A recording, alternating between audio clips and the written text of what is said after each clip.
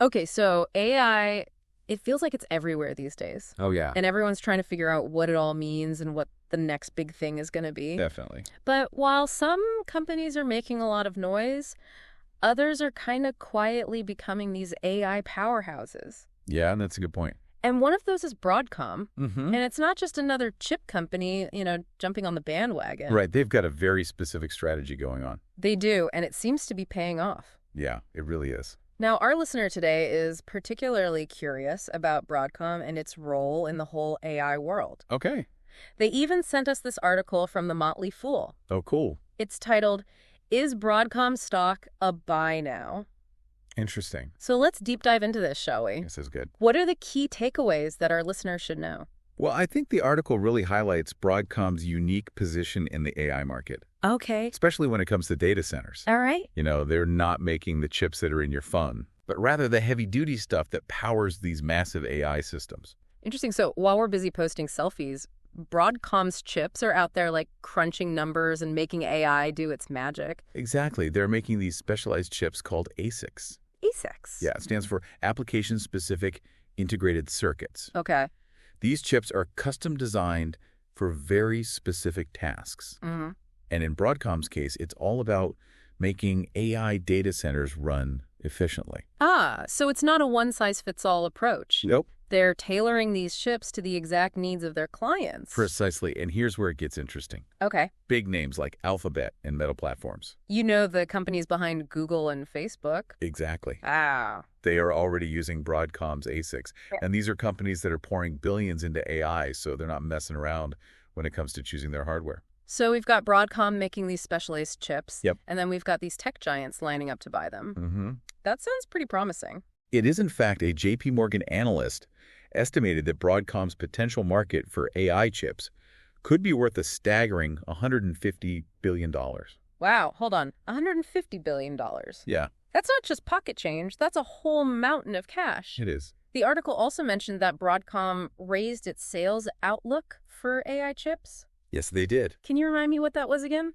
So they initially projected $11 billion in sales for 2024, Okay. but they recently bumped that up to $12 billion. All right, so they're already seeing some significant growth in this area. For sure. So it's not just hype. They're actually putting numbers on the board. Definitely. They're clearly betting big on AI. Yeah. And it seems like that bet is paying off. It really does. But with everyone and their dog jumping into the AI game, how does Broadcom stand out? Right. What's their secret sauce?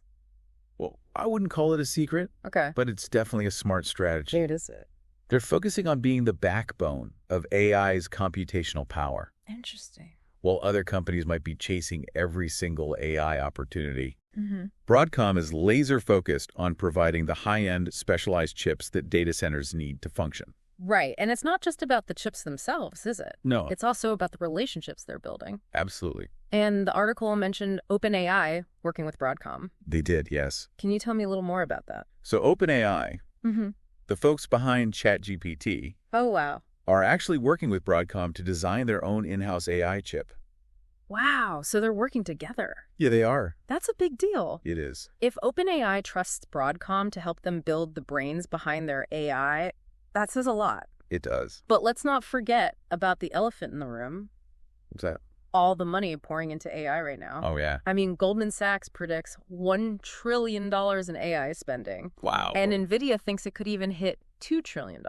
That's a lot of money. It is. Isn't that kind of terrifying for a company like Broadcom? I don't know. I mean, couldn't some new player come out of nowhere and just disrupt everything?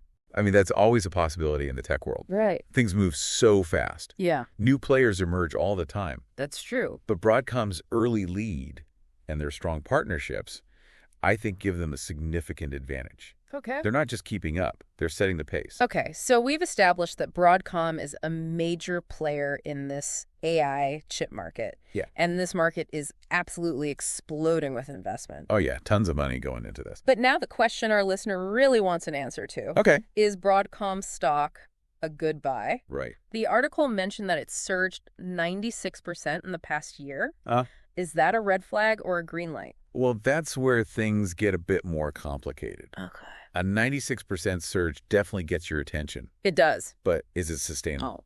To answer that, we need to look at some other numbers. Okay, like what?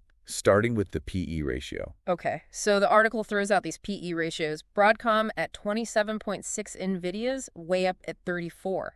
What does that actually tell you as someone thinking about buying Broadcom stock right now?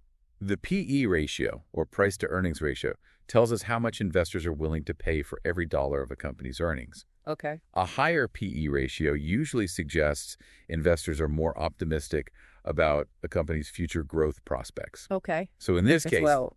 Broadcom's PE ratio being lower than NVIDIA's could suggest it might be a better value play. Okay.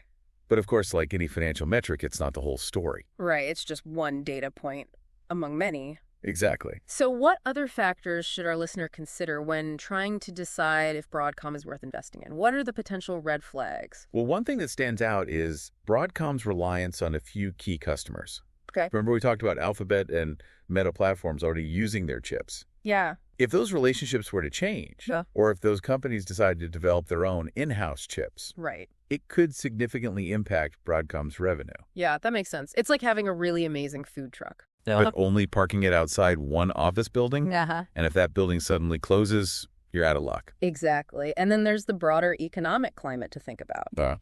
Global economic conditions can influence demand for all sorts of things, including semiconductors. Right. A slowdown in growth could impact Broadcom sales, even if their technology is great. Okay, so we've got customer concentration and economic uncertainty. Yep.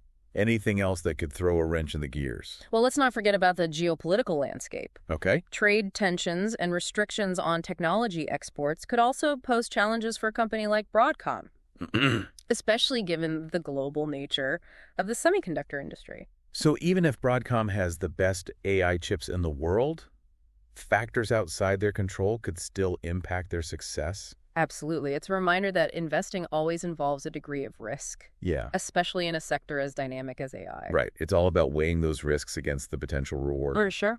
And speaking of competition, we've talked a lot about NVIDIA. Mm-hmm. But there are other players in the AI chip game too, right? Oh, yeah? What about companies like AMD and Intel? Right. How does Broadcom stack up against those giants? That's a great question. Yeah. And it highlights the fact that the AI chip market is becoming increasingly crowded. Mm-hmm. Each of these companies brings its own strengths and strategies to the table. So it's not just a head-to-head battle between Broadcom and NVIDIA. Nope. It's more like a multiplayer match where everyone is trying to outmaneuver each other. Precisely. NVIDIA, for instance, is known for its powerful GPUs or graphics processing units, Okay. which are widely used in AI training. Gotcha. AMD also has a strong presence with its CPUs or central processing units. Okay. So it's not just about making one type of chip, it's about addressing the diverse needs of the AI ecosystem. So in this crowded arena, what are Broadcom's key advantages? Right. What makes them stand out? I'd say one of their biggest advantages is their laser focus on customization. Remember, they specialize in ASICs, which are tailored to the specific needs of their customers. Uh-huh. This gives them an edge in terms of performance and efficiency, which is crucial for demanding AI applications. So it's not just about raw power. Right. It's about making sure that power is used in the smartest, most efficient way possible. Exactly. Think of it like this. A general-purpose truck can haul a lot of stuff, Okay. but a custom-built race car is designed for speed and agility. Right. In the world of AI, sometimes you need that specialized edge. That's a great analogy. And besides their technical prowess, does Broadcom have anything else going for it? Well, they also have a strong track record of execution. Okay. They've consistently delivered strong financial results Uh-huh. and have a history of making strategic acquisitions that expand their market reach. Right. That kind of experience can be invaluable in a fast-moving field like AI. So they're not just innovators, they're also savvy business people. Exactly. That's reassuring. It is, and it speaks to their ability to adapt and evolve as the market changes. Okay, so we've covered a lot of ground here. We have. We've talked about Broadcom's AI niche, the competitive landscape, the potential risks and rewards of investing in their stock. Mm. If our listener is trying to decide whether to buy Broadcom, what would you say is the most important thing for them to understand? I think the key takeaway is that Broadcom is a well-positioned company in a rapidly growing market. Okay.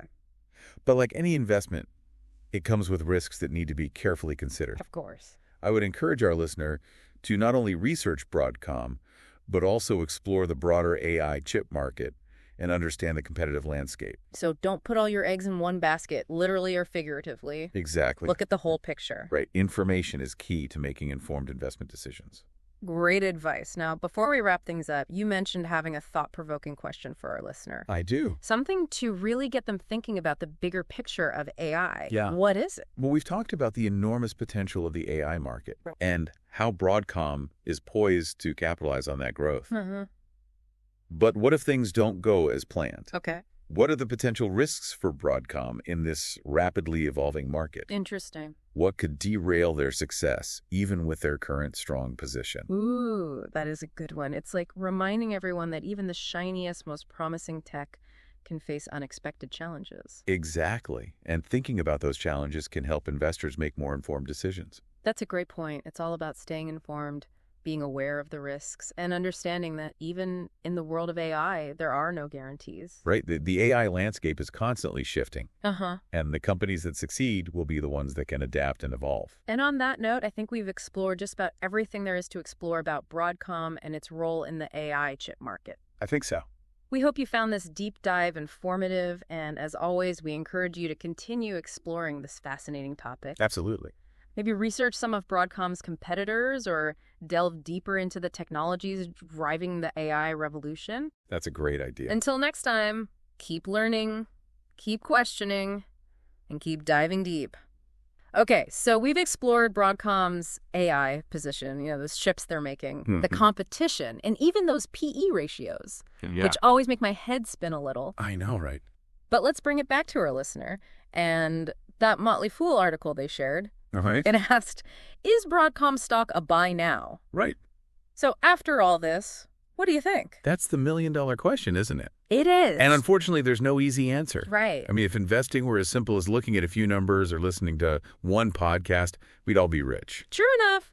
But we've definitely uncovered some interesting insights. We have. We've seen that Broadcom has a lot going for it. Yeah. Strong foothold, booming market, Mm-hmm. those key partnerships, a history of solid performance.